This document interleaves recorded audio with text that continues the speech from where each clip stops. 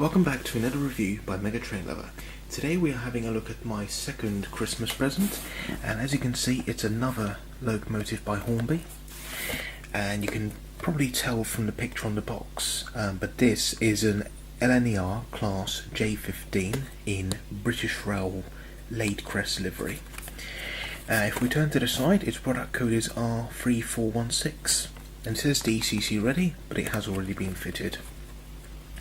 The first thing you'll notice is that the box, despite the fact that it's a tender engine, the box is quite small.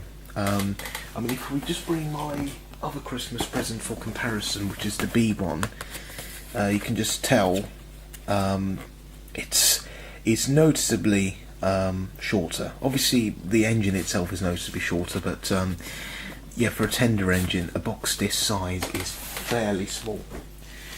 But yeah, but you will see it does have a lot of character. If we turn to the back, you can see there's tons of information about the class, and it's even got the power classification 1P and 2F. So 1P wasn't as powerful with passenger, 2F it was slightly more powerful with freight work, but you know, looking at the size of this, it doesn't exactly it wouldn't exactly make you think, oh gosh, that is a very powerful machine. It was decently powered. It was, you know, it was okay. Now a bit of history about the class. So these were actually built by the Great Eastern Railway. All of them were built, and there were 289 of these built between 1883 and 1913, and they were all built at Stratford Works, except for 19 of them which were built by Sharp Stewart & Co. And they served mostly in East Anglia on the Great Eastern network, and even on the Great Eastern Main Line into Liverpool Street, so on and so forth. In 1923 they were absorbed into the LNER,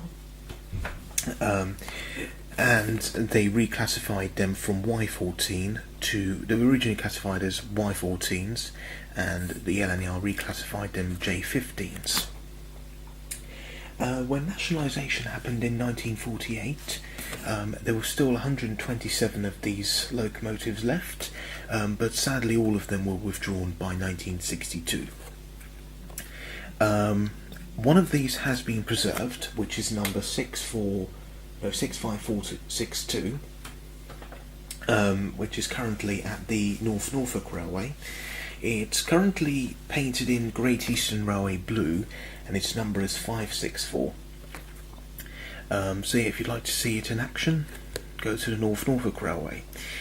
That particular engine has rather infamously been in the news recently, because it was involved in a collision with a car at Sheringham. Thankfully, I don't think the driver was seriously injured, and well, the car was damaged, obviously, but thankfully the engine didn't suffer too much damage. I think with, you know, just a bit of repair, it will be running again. But yeah, so what I'm going to do now is I'm just going to put the box to one side, and here is the locomotive. Now, it does have the standard arrangement these days with the sockets and the plug and socket thing, because the decoder does go into tender, but the thing is, this loco is so small that I can literally hold it so easily. But yeah, let's have a look at it. Wow.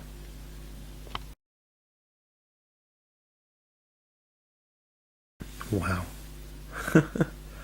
She's so cute, isn't she? Just look at her. Wow. Very Victorian. This particular engine was built in 1913, I believe, but of course the design dates from 1883. But wow, I mean, the level of detail on such a small model is incredible. You get sprung buffers on both the front and rear of the locomotive on the tender. The wheels are so small, very, very tiny, but really, really nice as well. You get the reversing rod along with the air brake pump just there, So this shows that these particular engines were right-hand drive. I think Great Eastern engines were right-hand drive. But yeah, you get handrails running along both sides of the boiler. Get what appears to be a flare. I think it's called a flare chimney. That's really nice. And just look at the front. Now all this detail at the front, I have added myself. So this brake pipe here, and these pipes here, they've all been added myself. At the front I have removed the NEM pocket because it was protruding with or actually no, I don't think it comes with a NEM pocket as standard. You can fit a NEM pocket, but I choose not to. This makes the model look much better. If you look at the front, you can see the cab windows are absolutely huge, which was typical for Victorian locomotives. If we turn to the other side carefully, you can see, look how small it is. It fits in the palm of my hand. Seriously, such a cute little model. You can see on the cab side it's got her number, so 65464, and just below it says RA1, which means route availability 1, which basically means it can run pretty much anywhere. It was so light that it could run pretty much anywhere on the network. Well, where they did run, of course. They only ran pretty much in East Anglia. What else did you get? Oh, inside you do get a bit of dummy detail with the cylinders and the motion, but not too much. But then again, you wouldn't really notice that. One thing I do quite like is that the bodywork, the body on the engine is actually made of metal. So what that means is you get more traction pushing down onto the rails. It's really nice. So it's it's not going to be very weak at all. You get the whistle and the safety valves, which are all sort of rapidly fitted. You get riveting around the cab roof, just on the cab side, and also around the smoke box. One of the most impressive parts, though, is the cab. Now, there isn't a lot to see in the cab because it's quite basic, but any detail which is required has been included. So you get the reverse from the right, the regulator in the middle. You can clearly see the firebox door, all the gauges and the pipework, the dials. Everything that's meant to be in the cab is visible. Obviously, it's quite basic in terms of not level of detail, but it's basic in terms of what's there, because it is an old locomotive. It's not like on more modern engines from say the 1930s and 40s, which had many more components. This one is fairly basic, but that cab looks really nice. Let's look at the tender, which, as you can see, is tiny, but nonetheless the detail doesn't stop there. The coal looks very nice. You get the water filler cap, you get sprung buffers on the back. These details I have added myself, and yeah, you get the BR Lade Crest logo there. If we turn to the other side, yeah, it's nothing much to say really, except it's a really nice model. The livery is very nice as well. But yeah, overall this is it's a very nice little model. But anyway, let's see how she performs by putting her on the track.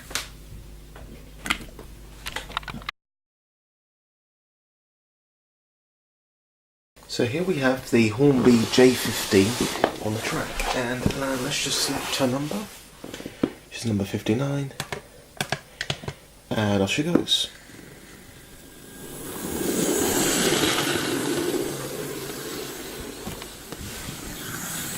And away she goes. Wow. I've put the controller to halfway speed, so just as you can see here. And she's running really well. I mean, of course, she has been run in, but nonetheless, this is really good performance.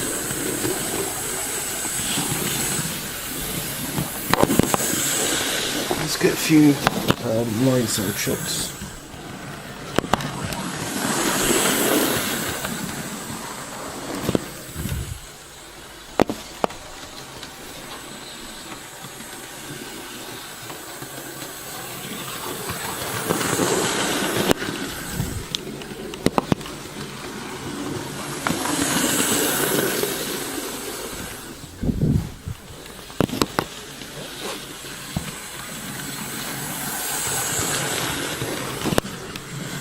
Yeah, as you can see, she's running really well. And you can just see the cab detail in there. Let's wait until she comes round.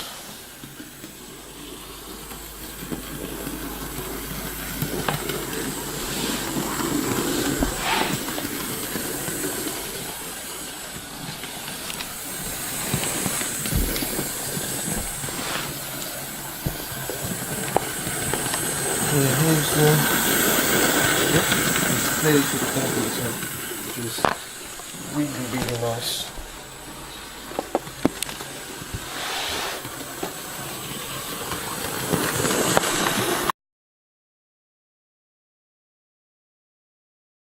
So just to conclude this video, I highly recommend her, especially if you're modelling any East Anglian railway scene, then she is a must-have.